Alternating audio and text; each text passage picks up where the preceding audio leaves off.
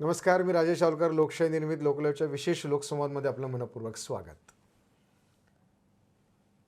सध्या जळगाव जिल्ह्यामध्ये विकसित भारत संकल्प यात्रा सुरू आहे. विकसित भारत संकल्प यात्रा ही 15 नोव्हेंबर म्हणजे ग्रामीण जनजाती गौरव दिनापासून या संपूर्ण भारतामध्ये सुरू झाली आणि या केंद्र सरकारच्या राज्य शासनाच्या जेवढ्या काही योजना आहेत त्या योजना तळागाळापर्यंत प्रत्येकापर्यंत पोहोचवणं हे या संकल्प यात्रेच्या माध्यमातून सुरू आहे. आज आपण जाणून घेणार आहोत ही जी संकल्प यात्रा आहे, ही संकल्प यात्रा का सुरू आहे, जळगाव जिल्ह्यात कधी सुरू झाली, या जळगाव जिल्ह्यामध्ये कुठे कुठे जाऊन राहिलेली आहेत आणि या यात्रेच्या माध्यमातून काय साध्य होणार आहेत आणि हे सगळं सांगण्यासाठी, या सगळ्या विषयाशी संवाद साधण्यासाठी आपण आपल्या लोकलच्या स्टुडिओमध्ये आमंत्रित केलेले आहेत जळगाव जिल्हा परिषदेचे उपमुख्य कार्यकारी अधिकारी अनिकेत पाटील सरांना. मी अनिकेत पाटील सरांचं या ठिकाणी मनापासून स्वागत करतो आणि त्यांच्याकडनं आपण सुरुवातीला जाणून घेऊया की विकसित भारत संकल्प यात्रा ही काय आहे, तिची कन्सेप्ट काय आहे आणि कशासाठी ती सुरू आहे, हे सुरुवातीला आमच्या दर्शकांना आपण सविस्तर सांग. विकसित भारताचा जो संकल्प शासनाने प्रशासनाने जो केलेला आहे, तो जोपर्यंत तळागाळातल्या लोकांचं जीवनमान सुधरत नाही आणि त्यांना विकासाच्या मुख्य प्रवाहात आपण आणत नाही, तोपर्यंत संपूर्ण भारताचा विकास शक्य नाही. आणि त्यासाठीच शासनाने वेगवेगळ्या स्कीम्स किंवा वेगवेगळ्या डिपार्टमेंटच्या ज्या योजना आहेत त्या राबवलेल्या आहेत.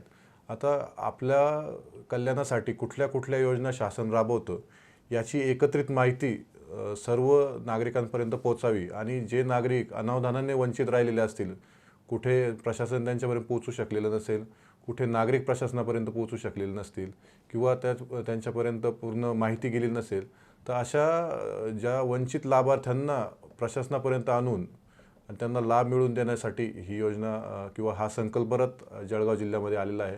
तसा तो संपूर्ण भारतामध्ये सर्वच तालुक्यांमध्ये हा संकल्प परत यात्रा करतोय.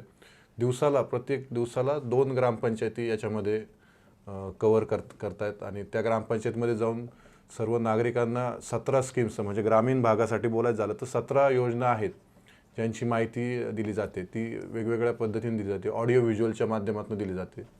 ध्वनी चित्रफित असते, पॅम्पलेट्स असतात, कॅलेंडर्स असतात, काही वेगवेगळ्या प्रकारच्या डेमॉन्स्ट्रेशन्स त्याच्यामध्ये असतात. जसं आता नव्यानेच ड्रोन दीदी नावाचं स्कीम माननीय पंतप्रधान मोदी साहेबांनी जी सुरू केलेली आहे, तर त्याचं लॉन्चिंग या संकल्प यात्रेमधून झालं आणि आता त्या ड्रोनचं डेमॉन्स्ट्रेशन कृषी विभागामार्फत नागरिकांना दिले जात आहेत. की सामान्य शेतकरी जो असतो की दरवेळेस पंप घेऊन जाणं किंवा मोठे मोठे ब्लोअर विकत घेणं हे ज्यांना शक्य नाही आहे, तर त्यांच्यासाठी या ड्रोनच्या माध्यमातून जी पिकांची फवारणी होणार आहे ती इफेक्टिव्हली होणार आहे आणि कमी खर्चामध्ये होणार आहे. प्लस ड्रोन कुणाला विकत घ्यायचा नसल्यामुळे तो गव्हर्नमेंटचा कडनं जो पुरवला जाणार आहे तो फक्त भाडेतत्त्वावर ज्याला आपल्याला लागेल त्यावेळेस जेव्हा आपण वापरणार असू, त्याच्यामुळे काय होईल की खर्चामध्ये बचत होणार आहे आणि उत्पन्नामध्ये वाढ होणार आहे. तर याच्यासारख्या वेगवेगळ्या स्कीम्स आहेत. प्रत्येक स्कीमचा संभाव्य लाभार्थापर्यंत आपल्याला पोहोचायचं, त्याच्यासाठी ही संकल्प यात्रा सुरू आहे.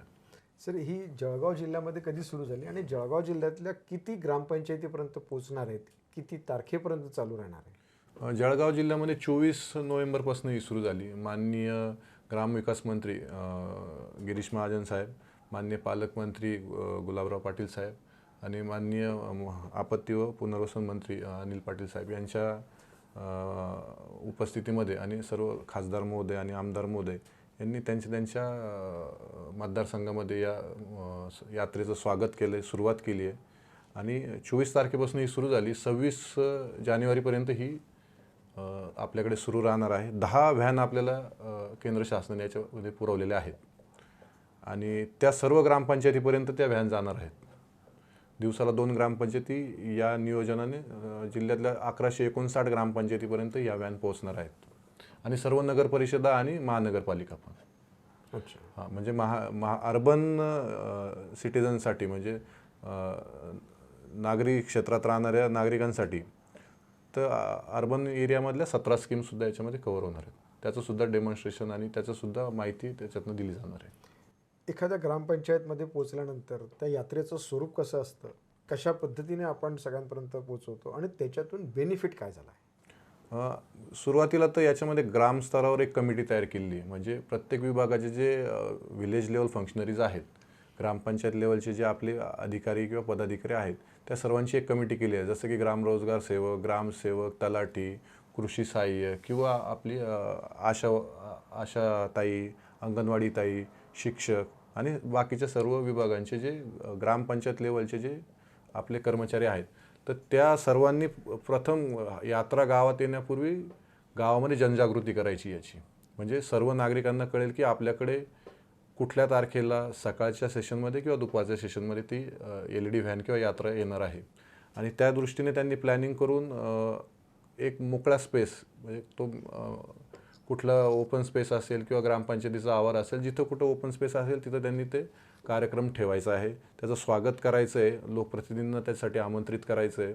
आणि त्याच्यामध्ये जसं आपण स्कीमची माहिती तर देतोच आहोत, पण आरोग्य विभागामार्फत आरोग्य तपासणी पण तिथं होणार आहे. म्हणजे जेवढे काही लाभार्थी किंवा ज्यांनी लाभ घेतलेला आहे किंवा जनरल नागरिकसुद्धा असतील ते तिथे येतील, त्यांचं स्क्रीनिंग होईल. म्हणजे जनरल इलनेससाठी साध्या ज्या व्याधी आहेत, म्हणजे BP, शुगर, बाकीच्या आहेत, तर त्याच्यासाठी त्यांचं आरोग्य तपासणी होईल. सिकल सेलसाठी आरोग्य तपासणी होईल. आणि बाकीचे ज्यांना पुढं रेफरल करायचं आहे तर त्यांना पुढं रेफरल पण करता येईल. त्याच्यामध्ये जसं आरोग्य विभागामार्फत आरोग्य तपासणी होते, तसंच कृषी विभागामार्फत ड्रोनचं प्रात्यक्षिक होते असं. आणि बाकी ज्या स्कीम्सची माहिती आपण ऑडिओ व्हिज्युअल मार्फत देऊ शकतो ते ऑडिओ व्हिज्युअल मार्फत दिली जाते. एकूण आतापर्यंत किती गावांमध्ये जाऊन आली आणि आता भविष्यात किती गावांपर्यंत जाणार आहे? आत्तापर्यंत 155 गावापर्यंत ही यात्रा गेलेली आहे. एकूण जवळजवळ 40,000 लोकांनी या यात्रेमध्ये सहभाग नोंदवलेला आहे. जवळजवळ 10,000 लोकांचं आरोग्य तपासणी याच्यामध्ये झालेली आहे. आणि जवळजवळ संपूर्ण 1159 ग्रामपंचायतमध्ये जाण्याचं याचं नियोजन आहे. यात्रा जाणार. या यात्रेच्या माध्यमातून काय फायदा झाला असेल? बेनिफिट काय मिळालं असेल डायरेक्ट? या यात्रेच्या माध्यमातून पहिला तर आहे अवेअरनेस, की स्कीम्सच्या बाबतीत अवेअरनेस जो मिळतोय. दुसरा, जे डेमॉन्स्ट्रेशनमधून जे आपण आत्ताच ड्रोन बद्दल बोललो, तर त्या ड्रोनच्या बद्दल अवेअरनेस मिळतोय. हेल्थ स्क्रीनिंग होतंय. आणि चौथं, जे आता मोदी आवास योजना असेल किंवा इतर स्कीम्स असतील ज्याच्यामधले जे लाभार्थी वंचित राहिलेले आहेत ते त्यांचे अर्ज त्या आपण तिथं प्राप्त करून घेतोय. म्हणजे या माध्यमातून आता सुरुवातीलाच फक्त आता जस्ट काही 10-1 दिवस झालेले आहे आपल्या यात्रेला, त्याच्यामुळे अजून की त्या लोकांचे अर्ज घेणंच आपलं चालू आहे. म्हणजे जे लोक त्या यात्रेमध्ये येतात, अर्ज देत आहेत, ही यात्रा ज्यावेळेस पूर्णत्वाकडे जाईल त्यावेळेस आपण एक निश्चित आकडा देऊ शकू की किती लोकांना आपण नवीन लोकांना आपण याच्यामधून नवीन स्कीममध्ये आपण बेनिफिट दिलं आहे. ज्या 17 स्कीम्स आहेत त्या 17 स्कीमचा अवेअरनेस करण्याबरोबर त्या योजनेमध्ये जर कोणाला यायचं असेल तर त्याला तिथल्या तिथे अर्ज भरता येईल आणि त्या योजनेचा समावेश, त्याचा लाभ घेता येईल, अशी यंत्रणा आपल्या तिथे काय आहे? मग त्याच्यासाठी डिपार्टमेंट किती आहे? Department 17 department. 17 डिपार्टमेंटच्या 17 योजना, 17 स्कीम्स. आपण कृषी विभाग जर म्हटलं तर त्याच्यात शेकडो योजना आहेत. हो. मग त्या सगळ्या त्याच्यामध्ये नाही, सगळ्या योजना नाही घेतलेल्या. आता मी योजनांची नावं सांगू इच्छितो की आयुष्यमान भारत आहे, PM जन आरोग्य योजना, की ज्याच्यामध्ये नागरिकांना 5 लाखापर्यंत मोफत आरोग्य उपचार मिळतो. तर आयुष्यमान भारतचे कार्ड वाटपाची आपली योजना सुरू आहे. तर आयुष्यमान भारतमध्ये कार्ड वाटप जे आरोग्य विभागामार्फत होतं, तर त्या आरोग्य विभागाचा त्याच्यामध्ये सहभाग आहे. हेल्थ स्क्रीनिंग सोबतच आपण आयुष्यमान भारतचे कार्ड त्याच्यामध्ये वाटप करतोय.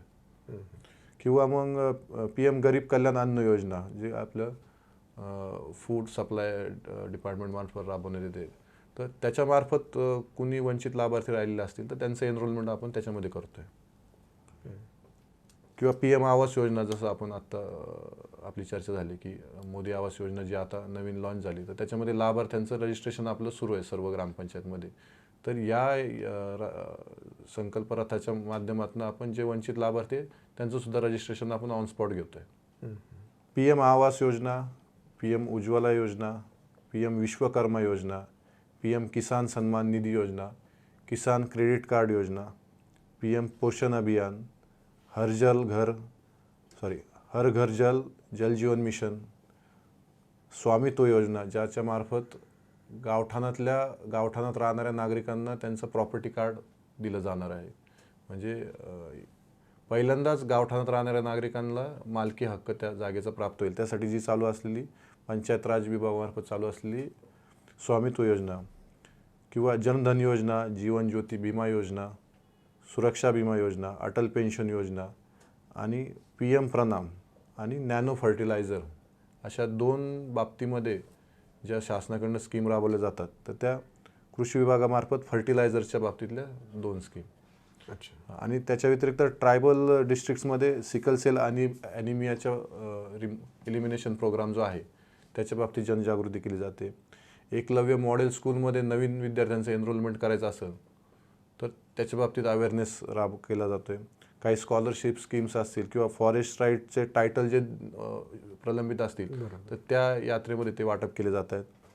आणि वनधन विकास केंद्र, बचत गटांच्या माध्यमातून वनधन विकास केंद्राचं डेव्हलपमेंटच्या बाबतीमध्ये जी स्कीम आहे तर त्याचंही अवेअरनेस या रथाच्या माध्यमातून केलं जातं.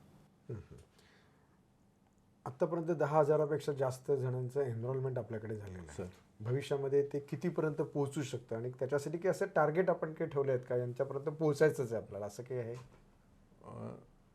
तसं प्रशासनाच्या माध्यमातून जास्तीत जास्त लोकांपर्यंत पोहोचण्याचा आपला मानस आहे. म्हणजे आत्तापर्यंत 10,000 लोकांचं आपण स्क्रीनिंग करून त्यांना बेनिफिट दिलेलं आहे आणि नवीन लाभार्थी आपल्याकडे येऊन एनरोलमेंट करतायत. तर किमान एखादा लाख कमीत कमी 1 लाख लोकांपर्यंत नवीन बेनिफिट देण्याचं शासनाचं मनोदय आहे.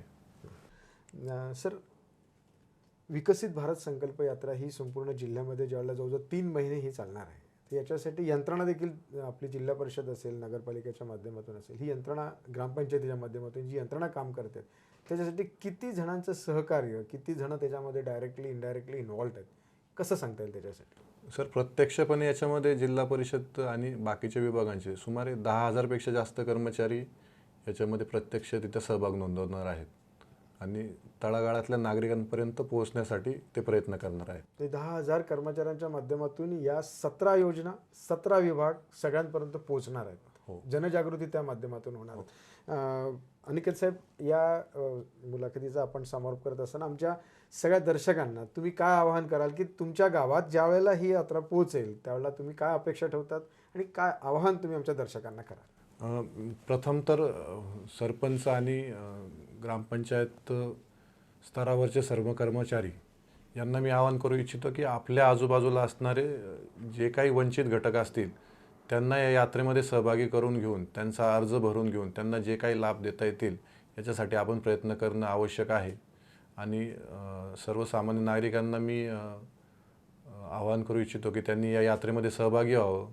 17 ज्या आपल्या ध्वजांकित योजना आहेत त्या समजून घ्याव्यात आणि आपल्यामार्फत इतरांनाही त्या समजून सांगाव्यात आणि जास्तीत जास्त लोकांना जे याच्यामध्ये पात्र आहेत त्या लाभार्थींनी याचा लाभ घ्यावा याच्यासाठी आपणही आपल्या स्तरावरून प्रयत्न करावेत ही विनंती.